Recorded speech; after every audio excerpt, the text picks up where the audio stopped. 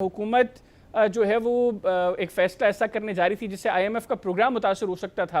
अब आपको लगता है कि इससे आईएमएफ प्रोग्राम भी बच जाएगा? और सेकेंडली ये बड़ी इंपॉर्टेंट चीज़ ये भी सामने आई है कि वफाकी काबीना ने वजारत ख़जाना की राय लिए बगैर ही ये फ़ैसला कर लिया था। तो ये इस तरह के फ़ैसले जो है वो क्यों हुकूमत जल्दबाजी में आपके नज़दीक ले रही है, और क्या इम्प्लीकेशंस हो सकते थे अदरवाइज आईएमएफ प्रोग्राम पर? तो हैदर भाई, बात इस तरह से है कि वी हैव टू अंडरस्टैंड कि पाकिस्तान में जो इस वक्त मैक्रो स्टेबिलिटी की फिजा है, जिसका मतलब है अफरात ज़र कम हुई है, यानी कि इन्फ्लेशन, इन कीमतों के बढ़ने की शरह में कमी आई है, बैरूनी खसारा कम हुआ है, रिजर्व्स का बिल्डअप है, एक मालियाती निज़ाम व नस्क में बेहतरी है। ये सब अक्कासी हैं एक आईएमएफ की इंगेजमेंट की। ये एक टिपिकल बिहेवियर है किसी भी इकोनॉमी का जब वो आईएमएफ से इंगेज करती है।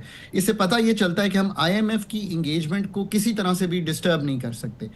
दो कॉवेनेंट्स हैं जो कि ब्रेक होते हैं जब हमने ये काम किया। नंबर वन जो कॉवेनेंट है वो ये है कि हम किसी तरह की डिस्टॉर्शन टैक्सेशन में या प्रेफरेंशियल ट्रीटमेंट जो है वो नहीं देंगे किसी भी चीज़ को during the currency of the programme. So वो ब्रेक होता है। और दूसरा ये है कि हम डीरेगुलेट करेंगे चीनी की मार्केट में और एग्री मार्केट्स में इंटरवीन नहीं किया करेंगे कीमतों को सेटअप करने को।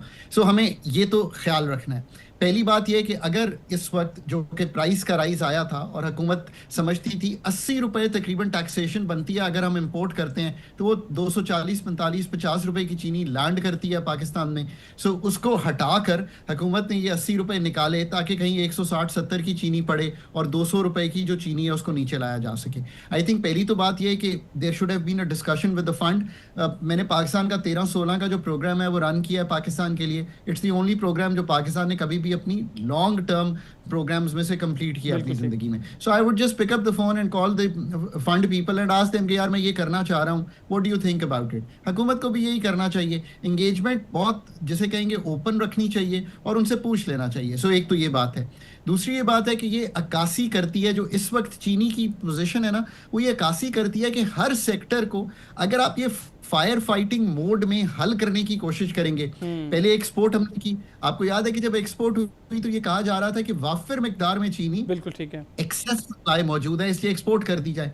तो दैट ऑल्सो मीन्स कि जो फिगर उस वक्त प्रेजेंट हुए, जो फिगर उस वक्त पीएसएमए पाकिस्तान शुगर मिल्स एसोसिएशन ने दिए और जो फिगर सरकार ने वेट किए, वो अथॉरिटीज की जो वेटिंग थी वो इस तरह की कामयाबी नहीं ला सकी कि अब हम कह रहे हैं कि अक्टूबर में एक शॉर्टफॉल आ रहा है और हमें इंपोर्ट करना पड़ रहा है। डॉक्टर साहब कता कलामी की माजरत, आप क्या समझते हैं, आप चूंकि सिस्टम में रहे हैं, कितना स्ट्रांग होता है ये माफिया? जो आप समझते हैं कि वेटिंग भी मेरिट पे हुई होती तो ये वाले मामला यहाँ तक पहुँचते?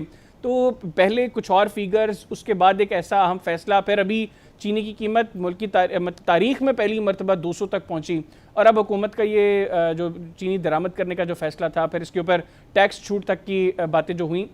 आप समझते हैं कि बड़ा मजबूत माफिया और ये हुकूमत के सामने इतने कंट्रोल में भी नहीं, और हुकूमत को सरेंडर करना पड़ता है अल्टीमेटली इसके आगे? अगर हुकूमत या कोई भी अथॉरिटीज ये चाहती हैं कि वो इन कामों में अपना से निकल जाएं, तो उनको पाकिस्तान की फॉर एग्जांपल एग्रीकल्चर में राइस की एग्जांपल को फॉलो करना चाहिए। पहले rice export corporation of Pakistan हुआ करती थी। इधर साहब ऐसा ही काम होता था, इंपोर्ट कर रही है, एक्सपोर्ट कर रही है, ये इसी चक्कर में पड़े रहते थे।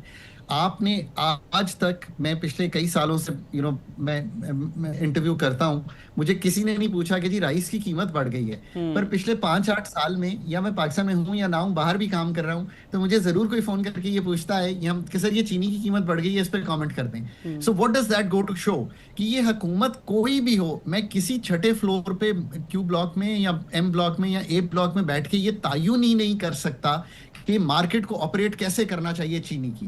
पहले तो मुझे as a policy maker, as an economist ये मानना पड़ेगा कि ये मेरा काम भी नहीं है, मैं कर भी नहीं सकता। और चीनी की सेक्टोरल जो फंडामेंटल्स हैं मैं उनको ठीक कर दूं, मैं स्ट्रक्चरली जैसे इसको ठीक कर दूं, मैं टेक ड्रिवन इसमें जो सप्लाई साइड है उसको मॉनिटर कर लूं, मैं पाकिस्तान की यील्ड्स को बढ़ाने की तरफ जाऊं, मैं मिलों को डाइवर्सिफाई करूं, वो बड़ी कंग्लोमरेट्स बने ताकि उनकी कीमत एफिशिएंसी जो है की वजह से नीचे आए, अगर मैं सुक्रोज कंटेंट इंप्रूव कर लूं, और अगर मैं एक कंपिटिटिव मार्केट बनने दूं, अब ये है हार्ड वर्क। हैदर साहब, ये जो आज चीनी की डिस्कशन है, एक तो it's close to my heart. मैंने चीनी की इंडस्ट्री में काम किया before I was in the private sector, और मैंने एक मिल की बीएमआर पे काम किया, so I really understand this sector.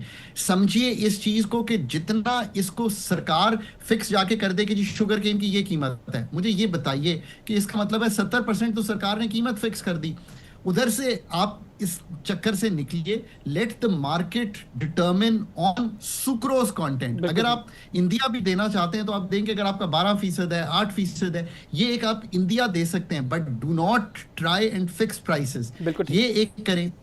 एक एंटी कार्टेल लॉज की इंप्लीमेंटेशन, यार सारा पाकिस्तान कह रहा है 160-65 रुपए की कीमत फिक्स हो रही है, सो क्या है ये? You have to get out of this. जहां सुक्रोज कंटेंट बेहतर है, हो सकता है चीनी की कीमत सिंध में थोड़ी सी नीचे हो सकता है पंजाब में ऊपर हो, लेट द मार्केट प्ले। फिर internationally let them export at competitive price and let them import at competitive price as we do in rice. Just a good example, $3.5 अरब की राइस पिछले साल आपके ही मुल्क ने एक्सपोर्ट की थी, कोई शॉर्टफॉल नहीं आई दुनिया में, इंडिया बाहर था मार्केट से, we did a good job. Let competitive markets function. अगर ये अब नहीं करेंगे तो ये 1.5-2 साल में जो मैक्रो स्टेबिलिटी है ये रहेगी नहीं, बिकॉज प्रेशर्स इतने आ जाएंगे जब फंड का प्रोग्राम आपने स्टेबिलिटी की बात की और उससे पहले आपने स्पेसिफिकली शुगर की स्ट्रक्चर की बेहतरी की बात की। मुझे डॉक्टर साहब ये बताइएगा, हर हुकूमत से हम सुनते हैं कि जी स्ट्रक्चरल रिफॉर्म्स की बड़ी ज़रूरत है और हम उसके ऊपर बहुत काम कर रहे हैं। इस हुकूमत का जो अभी तक का टेन्योर है, आप उसमें कुछ स्ट्रक्चरल रिफॉर्म्स देख रहे हैं इंस्टीट्यूशंस में जिसका आप समझते हैं कि पॉजिटिव रिजल्ट्स आपको मुस्तकबिल करीब में दिखाई दें? इधर जिस किस्म के स्ट्रक्चरल रिफॉर्म्स पाकिस्तान में, अभी हमने एक सेक्टर डिस्कस किया है ना, आप हर सेक्टर उठा लें, मसला ये है कि जब तक आप बिलीव नहीं करेंगे इस माइंडसेट से, और जब तक आप ऐसी एचआर नहीं लाएंगे, मैं बार बार कहता हूं कि पाकिस्तान के पब्लिक सेक्टर का इशू ये है कि हम एक इस तरह का निज़ाम चला रहे हैं जहां पे हम टेक्नोक्रेसी को आने नहीं दे रहे कि ये फ्रेमवर्क्स इतने दिमाग में क्लियर हों कि मैं समझता हूं कि मुझे ठक ठक ठक ठक ठक ये काम है जो करने हैं, वो इंटरवेंशंस हो नहीं रही हैं। अभी भी अगर आप देखें तो पिछले 1 साल में, इवन शुगर में आप देख लेना एज एन एग्जांपल, अगर आप समझना चाहें तो हम अभी भी समझते हैं कि हम शायद इंपोर्ट एक्सपोर्ट से इस मसले को हल कर लेंगे। इन द लॉन्ग टर्म ये मसला इन चीज़ों से शायद कोई भी अथॉरिटीज चाहें वो हल होगा नहीं। पाकिस्तान में डीरेगुलेशन, लिबरलाइजेशन और प्राइवेटाइजेशन, ये 3 हैं वो चीज़ें जो करने की ज़रूरत है। इसका क्या मतलब है? इसका मतलब ये है कि मार्केट इकोनॉमी को फंक्शन करने की जगह दी जाए, हुकूमत अपना स्टेट का फुटप्रिंट, चाहे वो कमर्शियल एसओईज में हो, चाहे वो एक्सपेंडिचर एक्सेसिव जो हम करते हैं उसमें से निकलना हो, वो करे। Now these are either I think very very fundamental and deep reforms. ये इतनी आसानी से शायद हम कर नहीं पाएंगे जब तक कि एचआर नहीं बिल्ड करेंगे जो ये काम कर सके। बिल्कुल ठीक।